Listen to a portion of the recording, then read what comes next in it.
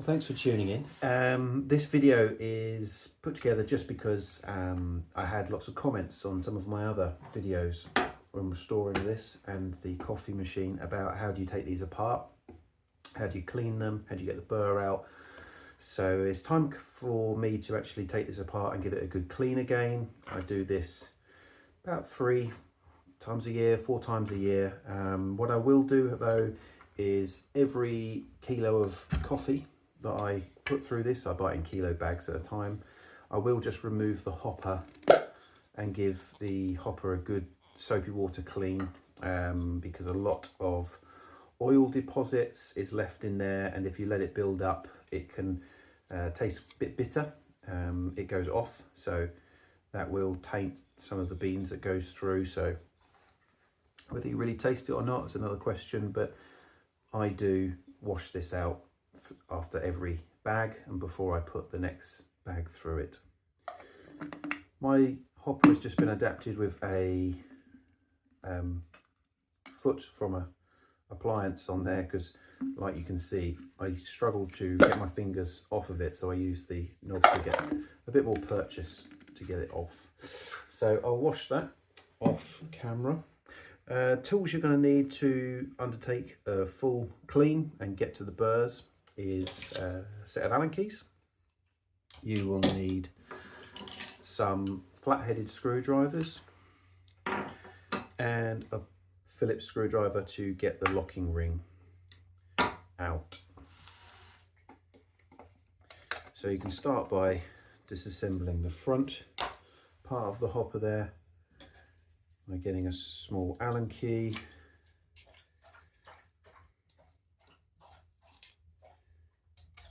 There we are. It is a 2.5mm. Yes, 2.5mm Allen key is what you'll need. This is just a cover.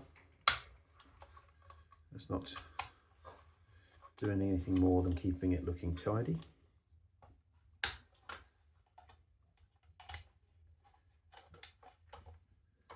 There we go. Now what that means is you'll be able to remove the front hopper. There, again, you can see a huge build-up of coffee that gets stuck in all of these places. Now, I haven't completely emptied mine. This lives underneath there.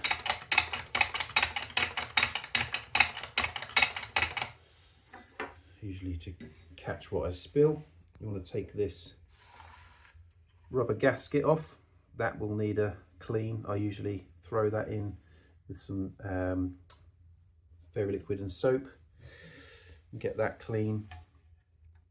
Now I don't usually remove this and take this all apart. What I'll do is just on a work surface, tip it all out. Everything, you'll notice the bits all fall around here. Give it a good tap upside down, get most of it out. And if I lift that up here, you can see there's a huge build up of coffee that's retained in here. It's not a great grinder for retention. It does hold a lot, and you will go through quite a few grams of coffee before you get your fresh batch through, because the previous grind has been stuck in there. So the grinder on the whole, its burrs are really good. You get a good grind out of the coffee, but the retention is not great out of these things. But I have been using this now for 2.5 years, and it's been absolutely fine for me. One day I'll upgrade, but at the moment it just works, so I haven't bothered with that. Now, I don't usually use my everyday vacuum cleaner for this. I have just got an old vacuum, as it does make the filthy smell of coffee. I used my usual vacuum cleaner once, and that was a mistake, and I've used this one ever since.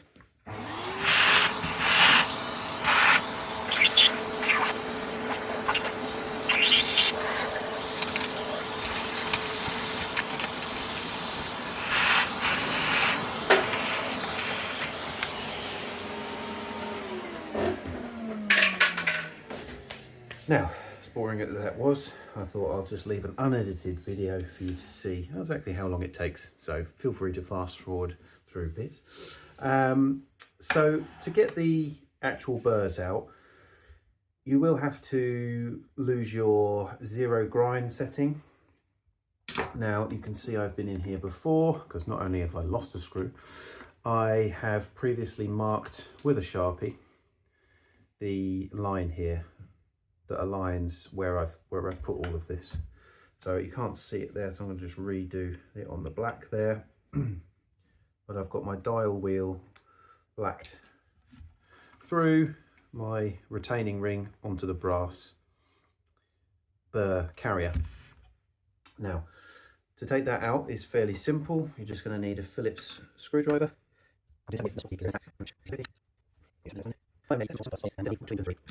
because the thread on this is fairly coarse. So there is your grind setting ring. I literally live right between 2 and 3 all the time. So that leaves this carrier in, and it's a matter of unscrewing.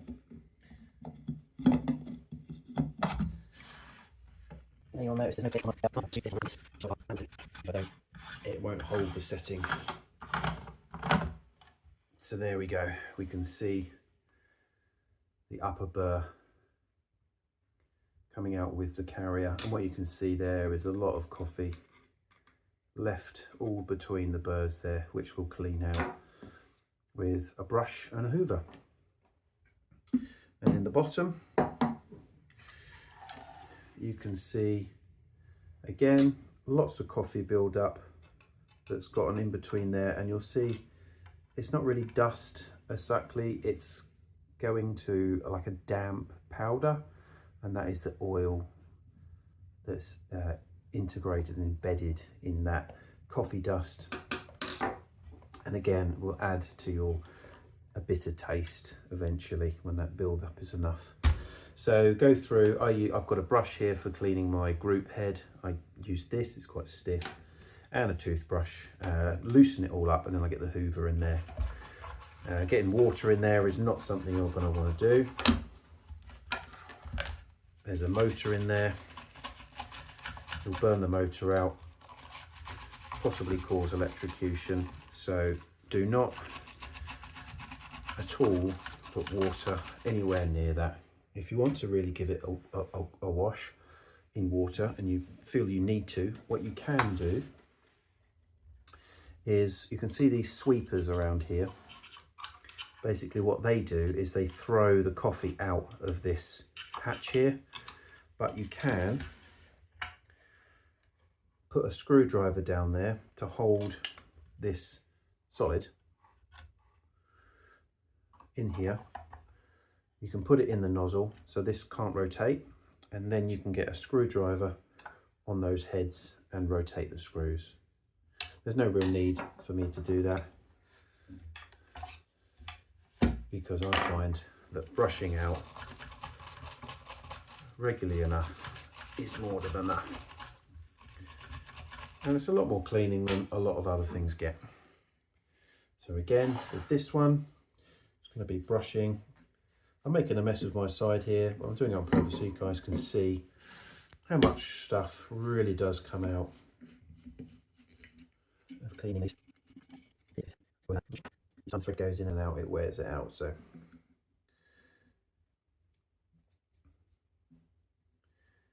if you want to do the mod yourself, I will show you there. Here are the springs. They go in these holes, and these metal bullet looking things. They're in here. What happens is they then chatter up and down in these, in these grooves, which makes it step. I've removed those, kept them for the future if anyone else wants to use them, for somebody else, but not for me. Right, time to get the hoover back in, clear up this mess.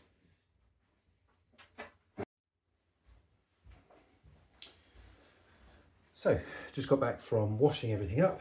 So, clean hopper, clean doser, clean that bit and the lid as well.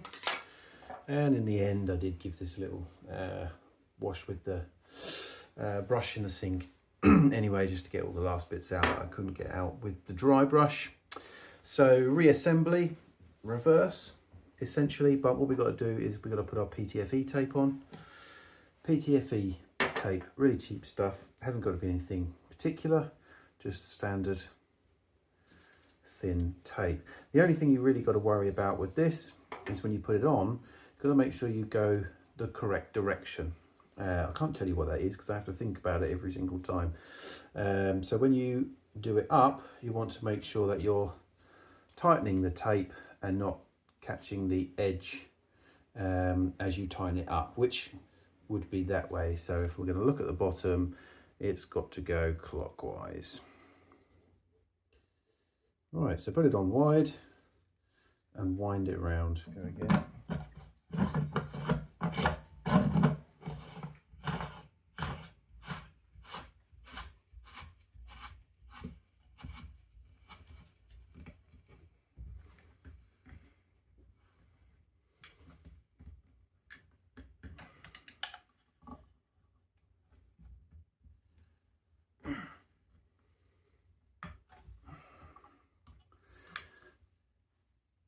It feels better, it's tight but not too tight. Let's keep going. Okay, all right, I can feel now that I've jammed it up. So all we got to do is back it off a bit until it rotates.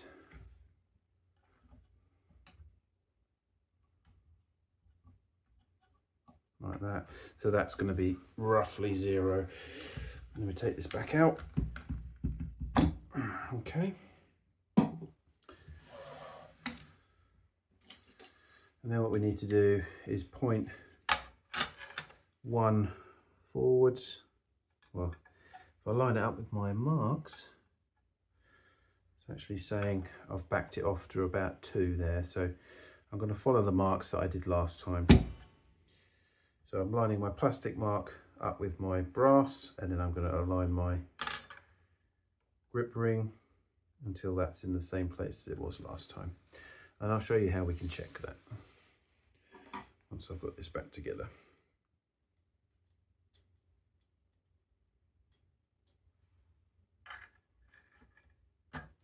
Try your best not to drop the screws in. Luckily they are magnetic, so if you do drop one, use a magnetic screwdriver, get it out.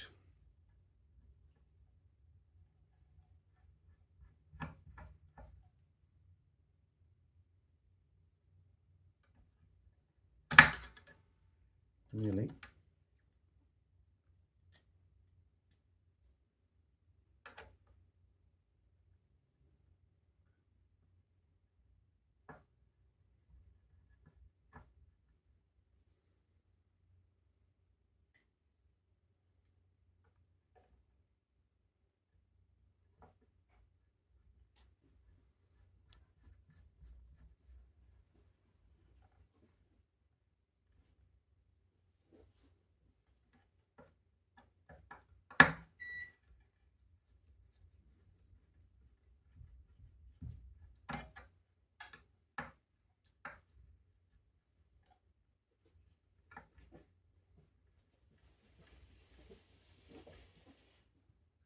Okay, and that is the screws locked in there.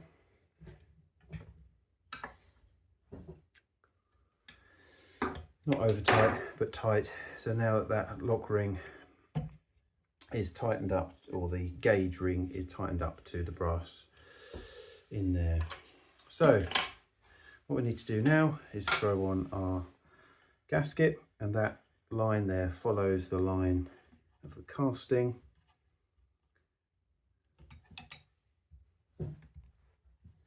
Which you can see there. That lines up to this.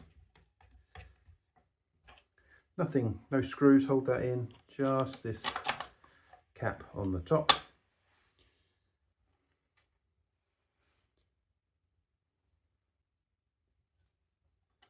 these two little Allen screws.